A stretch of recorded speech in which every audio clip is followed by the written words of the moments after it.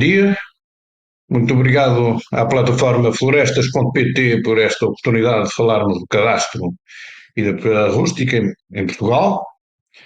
E vamos então, esta exposição vai estender-se em quatro partes. Um primeiro enquadramento sobre a paisagem, depois como gerir a terra e a paisagem, e então depois o cadastro e a propriedade rústica, e depois onde saber um pouco mais. A primeira ideia é que falar do cadastro é falar do território que nos envolve e de uma paisagem com presença humana. A presença humana é que faz a necessidade do cadastro. E para olharmos para essa paisagem é a melhor forma de vermos o território. Se olharmos para a paisagem do Douro, como qualquer outra em Portugal, o que é que vemos? Vemos que o que a marca é a terra, uma determinada forma da terra, a natureza e o ambiente, o calor, o agrosecular que demorou séculos a construir a paisagem, a presença do homem, as casas, a economia. É isto que marca e que faz uma determinada paisagem. No Douro, essa paisagem reparte-se por vários usos. E são só 3% aquilo que é ocupado pelos espaços urbanos, pelas casas, pelas estradas, pelas redes infraestruturais. 1% é água. 30% só é que é de uso agrícola, com as vinhas e as culturas permanentes que há no Douro. 66%, isto é, 2/3 da paisagem, são de gestão silvopastoril. E dessa parte, desses 66, só 26% é que são de florestas, matas e bosques. O resto são matos, incultos, pastagens. Ora, a sustentabilidade desta paisagem depende da sustentabilidade das culturas. As culturas e a sustentabilidade da gestão que o homem faz é o futuro da paisagem. Para isso é preciso duas peças fundamentais: água e trabalho na terra. Sem isso, não há paisagem humanizada. E, portanto, sem gerirmos integradamente essa paisagem e essas culturas e essa forma de estar num determinado território, há fogos, há perdas, e os fogos perdem-se de controle, e por isso nós precisamos de assumir essa gestão integrada. E precisamos de uma gestão rural ativa. Havendo essa gestão rural, há produções, há serviços do ecossistema, há fixação de carbono, há água que se fixa também nos solos. Ora, olhando agora, não no Douro, mas agora para Portugal continental, o que é que nós temos? Nós temos 89 mil quilómetros quadrados em Portugal, são 9 milhões de hectares, falando em hectares, que é mais florestal, é mais agrícola, é mais territorial. Temos 6 milhões de hectares que são de gestão silvopastoril, tal e qual como no Douro, como vimos. E disso, só 26% é que são de agricultura em Portugal. 5% são urbanos, mesmo com as áreas metropolitanas, com as estradas, aquilo tudo que nós vemos, que estamos habituados a ser, que seja muito mais denso nas zonas urbanas, como é evidente, são sítios. Só temos 3% de improdutivos, de praias, de rochas, etc., pequenas rochas. Portanto, temos um solo que depende essencialmente dessa gestão silvopastoril. Mas destes 6 milhões, 5,9 milhões de hectares são de gestão florestal, só metade é que tem floresta. O resto são matos, incultas, pastagens ociosas, e mesmo da floresta, 1/3 dessa floresta é uma floresta sem gestão nenhuma, que aliás é a parte mais perigosa, é a parte que mais há. Ou seja, metade do território rústico não tem gestão rural. Nem rural, nem paisagística, nem prevenção, não há prevenção. E por isso é que há tantos fogos, por isso é que há falta de ordenamento. Ora, no entanto, se formos ao Alentejo e ao Ribatejo, verificamos que essas áreas de incultos, pastagens ociosas, são só 9 a 11% no Alentejo e no Ribatejo. Enquanto que no resto do país andam entre 27% e 45% no resto do país. O resto são as tais matas, as tais florestas por gerir, que fazem para chegar aos tais 2/3, conforme dizíamos há bocado. O que é que se quer dizer? Quer dizer que quando as terras, quando os incultos estão dentro das herdades, são geridos. Quando estão dispersos pelas encostas, não estão, ficam sem gestão. E também não têm cadastro, não sabemos quem são. Ora, precisamente é isso que nós temos que reaprender a gerir, esses 3 milhões de hectares de matos incultos, mais 1 milhão de hectares de florestas por gerir, temos que os passar a gerir. Antigamente roçava-se o mato, Agora temos que encontrar outra forma para gerir as coisas. Usava-se o mato para fazer a cama do gado, para o gado e com isso instrumavam-se os campos. É esse processo que funcionava enquanto tivemos um mundo rural a funcionar. Hoje temos uma coisas diferentes e, portanto, temos que encontrar outras formas de fazer isso. Essas terras expressas estão dispersas pelas encostas. Eh, São periurbanas também, portanto, lá em volta das aldeias e das terras que existem, e é aí que ocorrem 90% dos incêndios. Ora, estes mesmo 4 milhões de hectares têm problemas estruturais graves. Temos quer de custos, porque estão dispersos, portanto é muito mais custoso eu gerir uma terra pequena que gerir terras grandes, de produtividade, não tem cadastro, não sei de quem são, e portanto tudo isso coarta a viabilidade, isto é, impede que a gestão dessas terras seja viável. E por isso não é feita, sem rentabilidade, e daí é que há abandono. E ao haver abandono, surgem os incêndios. Porque mesmo aquilo que nós queremos preservar, mesmo que seja um parque natural e que a opção de gestão seja não fazer nada, essa deve ser uma atitude de gestão. Ora, o que acontece é que nestas condições, gerir esses espaços rurais, gerir a floresta, não, não é viável, não é rentável. É só rentável na parte que, no fundo, já é gerida. Que tem pinheiro, que tem eucalipto, que tem sobreiro, que tem pinheiro manso, que tem castanheiro em alguns sítios. Essa parte é que é rentável, é a que já está gerida. Ora, precisamente, o que é preciso é encontrar uma nova solução. E nós temos que encontrar uma solução territorial antes e temos que ter a noção de que, antes de ser um problema de gestão rural, de gestão agro-silvopastoril, agroflorestal, é uma questão de gestão fundiária. Eu tenho que dispor da terra para poder gerir. Ora, controlar os fogos exige precisamente integrar a gestão da agricultura e da floresta com o resto dos espaços. São os mesmos produtores rurais que lá estão que vão gerir, não são outros. É preciso tornar viável essa gestão e tornar viável a gestão continuada. Não é investir na floresta, instalando a floresta e depois, durante 20 anos, não lhe fazer nada. Não, tem que ser gerida continuamente a floresta, porque a floresta só a longo prazo é que é rentável. É preciso tornar vantajoso disponibilizar as minhas terras, as terras que eu tenho, que são minhas, ou do meu pai, ou do meu tio, e que estão para lá disponíveis, abandonadas porque ninguém gera. Tem que ser vantajoso aos proprietários disponibilizarem a terra. E é nessas zonas da propriedade dispersa que mais falta o cadastro. A gestão ativa é a forma das terras, é a forma mais rentável de reduzir o risco de incêndio, de assegurar a prevenção e a proteção contra o incêndio. Portanto, e temos que levar os proprietários a investirem não na gestão florestal a 10 anos ou 15, mas a 50 ou 70 anos. Porquê? Porque as árvores, até darem madeira, demoram 50 ou 70 anos. O eucalipto é muito curto, consegue-se porque se está a cortar a árvore antes dela se desenvolver, porque é isso com isso que se faz melhor papel, e o eucalipto tem o seu papel. E é muito importante que exista cá, não tem mal nenhum que exista. Tem é que estar gerido, não pode não estar gerido. E o que acontece é que boa parte dele está não gerido. Vai crescendo. E é preciso passarmos a remunerar aquilo que são as servidões que nós pomos sobre os espaços florestais. Temos que parar de chegar a remunerar o serviço do ecossistema para precisamente viabilizar essa gestão. E temos que assegurar que depois do incêndio se replante imediatamente e, portanto, temos que incentivar isso. Recentemente, o Governo aprovou um programa de gestão de paisagem que prevê a criação de áreas integradas de gestão de paisagem, que é precisamente para criar entidades que assumam a gestão dessas terras de forma conjunta, em parceria com os produtores que lá estão. São uma via para esse sucesso, é essa via que temos que seguir. E essa via, basicamente, a solução, temos que a generalizar, porque as áreas integradas de gestão de paisagens, as AIGPs, estão previstas apenas para os territórios mais vulneráveis, que é para onde se começou, como é normal, são os territórios mais inclinados, onde há mais fogos e mais incêndios, onde eles são maiores, foi por aí que se começou. Mas temos que generalizar isso a todo o país. E para isso temos que fazer, basicamente, 4 vetores de dinamização. Temos que trazer valor económico às produções e aos serviços e às servidões dos espaços florestais, permitam assegurar a sua gestão. Temos que tornar atrativa a gestão rural integrada, gerindo os tais espaços florestais, os vários espaços florestais e agrícolas que estão no território.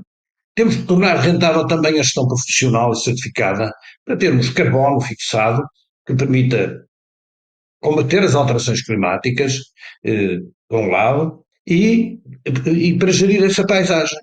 E temos que atrair poupanças dos investidores a muito longo prazo, a 50 ou 70 anos, fazer investimentos a esse longo prazo.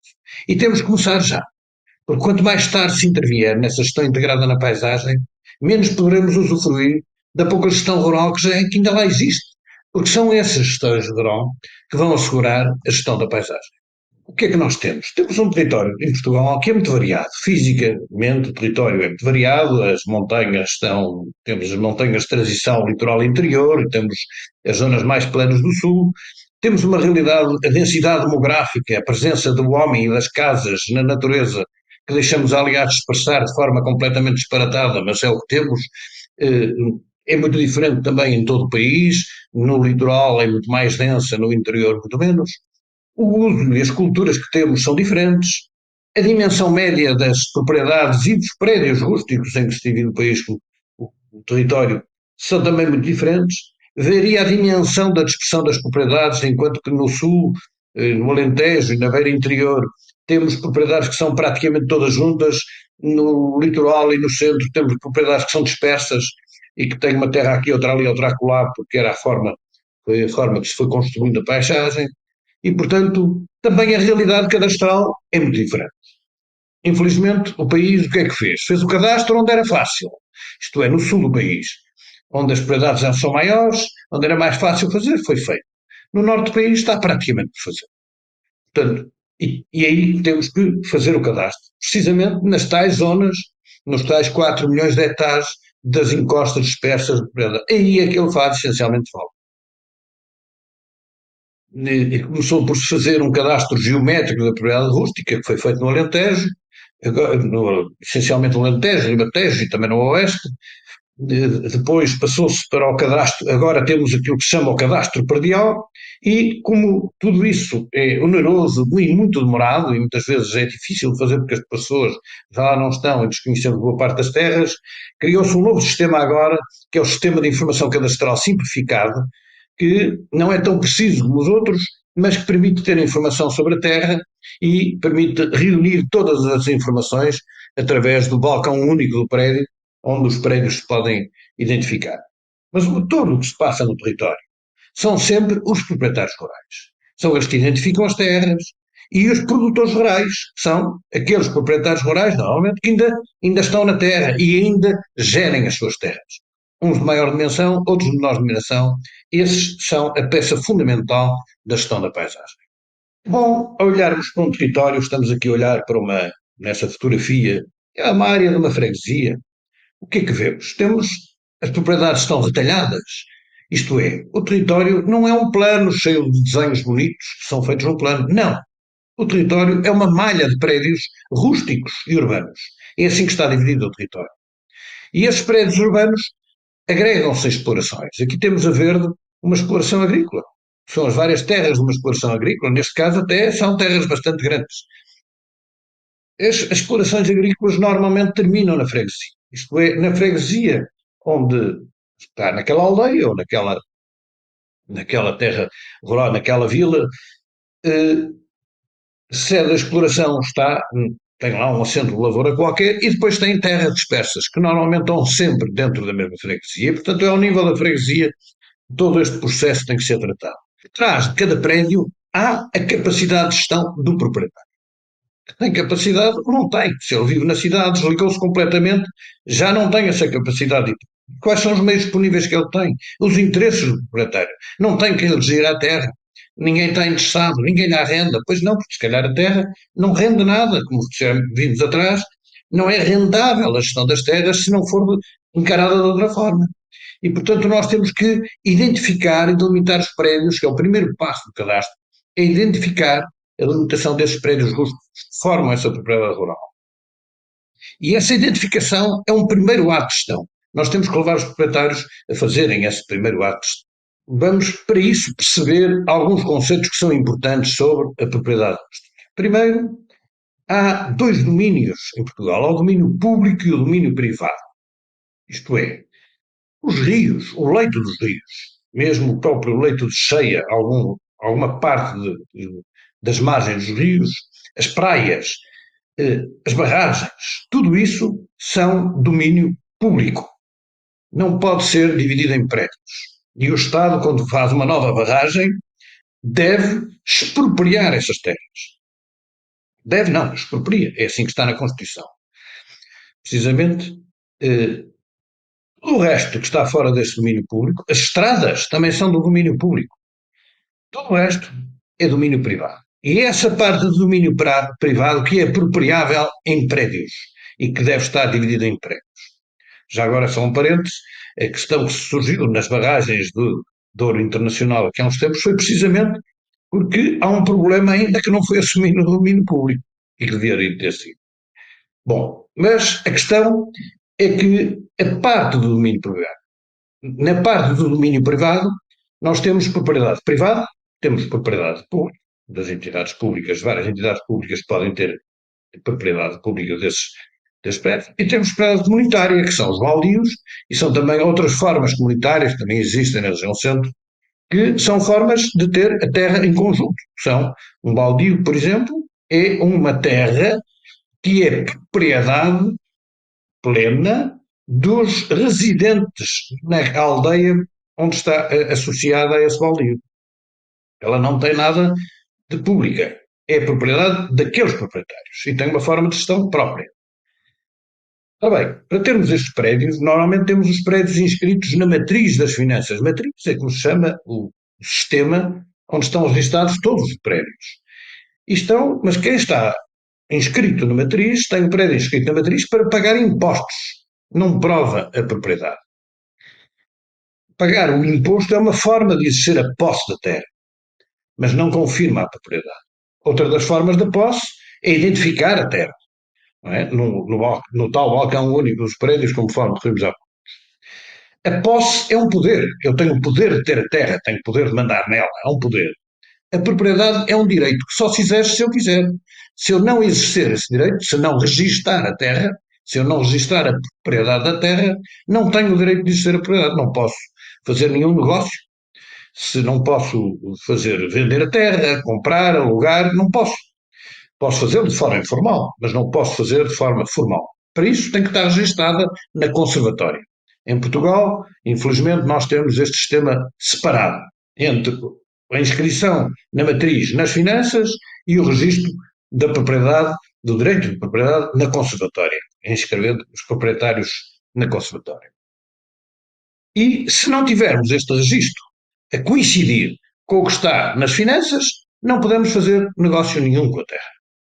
Portanto, eu tenho que comprovar que tenho a posse da terra por documentos, com escrituras, porque herdei, porque comprei, e portanto tenho que ter esses documentos para comprovar essa posse, e quando ela ainda está em nome do meu avô ou do bisavô, eu tenho que demonstrar que sou herdeiro, os meus pais eram os herdeiros, os meus avós eram os herdeiros, os meus pais eram os herdeiros e agora sou eu. E eu tenho que fazer esse trato e tenho que demonstrar isso para comprovar na conservatória que sou o proprietário da terra.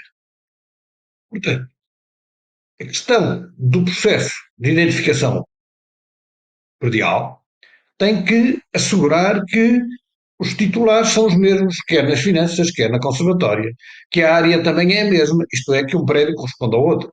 E isto tem que estar feito. Se não estiver feito, eu não consigo fazer cadastro nenhum. Ou melhor, até posso fazer o cadastro, mas se eu não atualizar o registro, não tenho possibilidade de fazer negócios com a terra. E, portanto, nós, para além de fazermos o cadastro, temos que assegurar a harmonização entre o que está no cadastro, nas finanças, o cadastro é um instrumento das finanças, e aquilo que está no sistema de registro de propriedades das conservatórias. Quando o prédio não está nas finanças, eu tenho que declará-lo como omisso. Está lá omisso, não foi inscrito. E, portanto, eu tenho que declarar aqui. O que acontece é que muitas vezes temos prédios que têm números antigos, têm números de finanças antigos, e as finanças não sabem fazer a correspondência com o novo artigo, porque não fizeram esse processo. E isso tem que ser tratado diretamente com as finanças e temos que juntar a informação indo à freguesia, vendo a lista dos prédios e por aí chegarmos, já vamos ver adiante, talvez como algumas formas.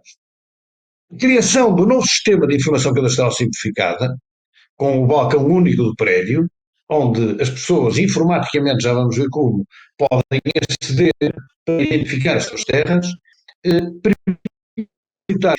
permite identificar através de uma fotografia aérea onde é que está o prédio, mas se eu fizer isto só para fotografia aérea, eu vou fazer mal. Como é evidente, a aproximação da fotografia aérea é sempre com um erro enorme. Portanto, eu deveria associar a isso também um levantamento perimetral do prédio que me permitisse identificar onde é que ele está e com uma primeira informação já está feita de forma a que após haver ali algumas indefinições. E, portanto, ir resolvendo o problema, não de uma vez, mas ir resolvendo. E é importantíssimo assegurar isso e registar isso. Hoje em dia não posso fazer nenhum negócio sem identificar o prédio no balcão único do prédio. E, portanto, isso vai ser necessário para atualizar a matriz, para atualizar o registro predial e para ter condições para depois poder fazer negócios jurídicos com o meu prédio. Como arrendar, comprar, vender, ajustar confrontações, ceder para gestão, emprestar o prédio.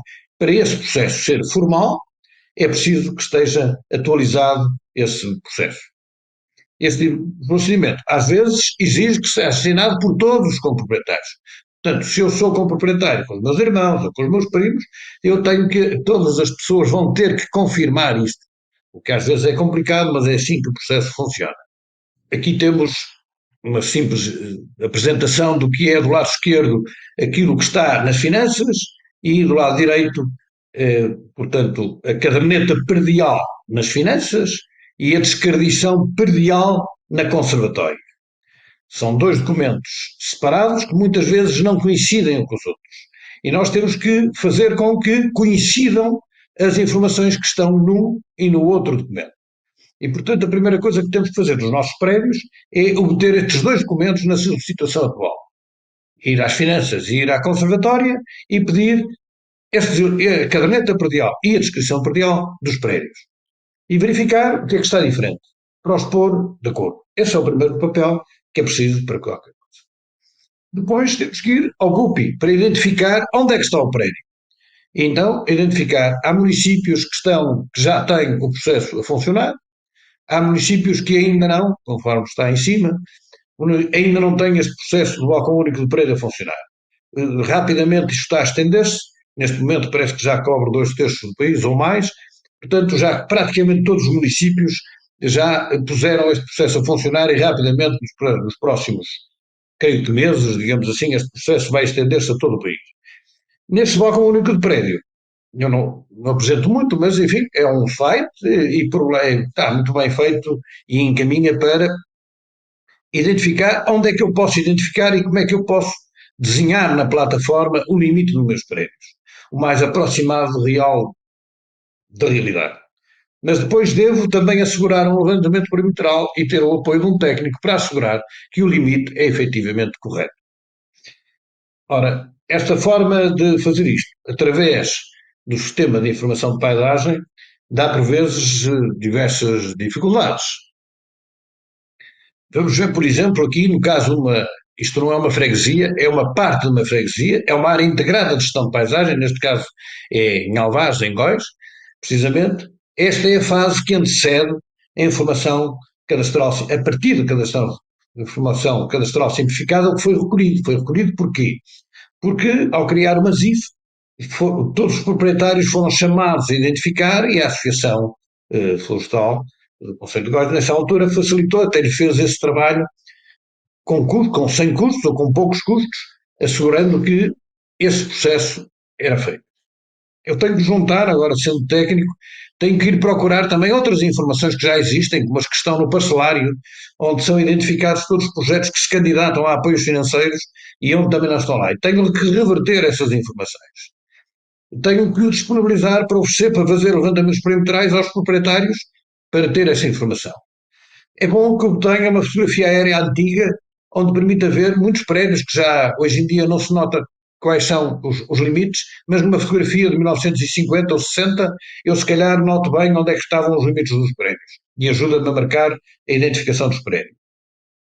Tenho que ir à matriz e obter uma lista dos prédios e as entidades que gerem as áreas integradas de gestão da paisagem, que gerem as ZIFs, as zonas de intervenção florestal, podem ter acesso a essas informações que lhes permitem elencar os prédios e depois ver quais são, pelas confrontações, como é que eles confrontam ou não, como vemos a seguir, como é que podemos fazer isso. Há muitos prédios também que depois são numerações diferentes e que são atribuídos pela Conservatória. E temos também o caso em que na Conservatória está um artigo que é de numeração antiga e as finanças não sabem disso. Quer dizer que o prédio existe. Temos é que o identificar onde está e muitas vezes não sabemos. E temos que, ao fazer todo este processo, evitar conflitos e sobreposições. O que acontece é que quando um proprietário desenha na fotografia aérea um determinado limite e depois vai outro a seguir desenhar o prédio vizinho, como é evidente, enganará-se um bocadinho para um lado, um bocadinho para o outro, mesmo sem nenhuma vontade de estar a ficar com a terra do outro, o que acontece é que os limites sobrepõem-se. E depois é preciso resolver esse processo. Portanto, é fundamental eu, ao instalar os meus prédios, verificar se não estão lá já outros prédios inscritos e procurar seguir aqueles limites. O sistema tem que ser aperfeiçoado para distinguir aquilo que tem marcos no terreno, que tem lá uma pedra, ou que tem lá um marco, ou que tem uma coisa qualquer que permita um limite de uma estrada, que está muito concretamente definido, que permite demarcar com rigor esse prédio, e portanto isso permite afinar a forma, de forma, eu tenho que seguir, o mais prático é seguir, muitas vezes nas encostas, é preferível perder 1 metro de um terreno que não está bem definido, quando se roçava o mato, por exemplo, esses limites eram mais ou menos medidos por varas e, portanto, não havia marcos, era feito mais ou menos 7 varas são minhas, 8 são duas, as varas eram 1,10 m, assim, e estendiam-se as varas por ali fora, e conforme a largura faziam as quintas, juntavam-se para roçar o mato, e portanto era dessa forma que se fazia, e portanto os limites muitas vezes não são tão rigorosos como isso, nem é preciso voltar a instalá-los. É preferível aceitar um marco razoável do que manter a indefinição. Usar as mesmas marcas dos outros é importante. E é preciso resolver essas sobreposições todas para que o cadastro depois encaixe. Esse é o trabalho dos técnicos que estão nas associações ou que estão a fazer este trabalho cadastral, os técnicos cadastrais que tratam desse assunto. E, portanto, para descobrir como é que são os prédios, há uma sequência numérica. Os artigos da matriz têm uma sequência, porque os louvados, enfim, no fundo, os avaliadores que iam fazer a avaliação dos vários terrenos das finanças que iam fazer esse trabalho, davam uma numeração sequencial à medida que faziam o percurso durante a manhã, durante o dia todo, e, portanto, as numerações são sequenciais e, por esse lado, eu sei, não sabendo muito bem onde é que está o prédio, eu sei mais ou menos, olha, o prédio vai ficar aqui a partir da numeração, como estamos aqui a ver nesse mapa ao lado. E é preciso analisar as confrontações, quando eu confronto do lado do rio, o outro também, eu consigo com isso ir encaixando os sítios onde estão os prédios. Eu estou a falar nesse tipo de problemas, porque isso são os problemas que surgem ao fazer estes trabalhos no campo, digamos assim, em concreto. Fazer o cadastro é isto. Isto, aqui temos aqui à frente, esta fotografia lindíssima, é um exemplo de num território não cadastrado. E o que interessa, e é para isso que o cadastro importa, é para tornar viável a gestão rural, que é a base da sustentabilidade destas paisagens lindíssimas que temos. Mas isso implica que a terra passe a ter gerida, que passe a não ter abandono. E para não ter abandono, ela tem que ser contratada, cedida aos produtores que lá estão, a quem queira gerir a terra.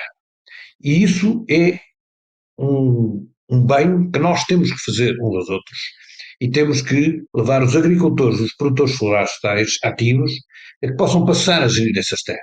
E teremos todos vantagem em fazê-lo dessa forma. É isto que interessa para criarmos um cadastro que nos ajude a desenvolver o país. Se queremos saber um pouco mais, escrevi um livro, podem ir à plataforma que está aí indicada, descarregar este livro sobre o cadastro da propriedade rústica, onde tem um conjunto de aspectos sobre o cadastro, sobre a propriedade, sobre a malha cadastral e as zonas apropriadas que eu há pouco referia, sobre a forma sobre os pormenores mais técnicos e mais legais também destes processos e de como se pode fazer. E é isto que tenho a dizer sobre o cadastro da propriedade rústica. Não esqueçam, o cadastro da propriedade rústica é uma forma de preservarmos as nossas paisagens, de as valorizarmos e de as continuarmos a gerir. Muito obrigado.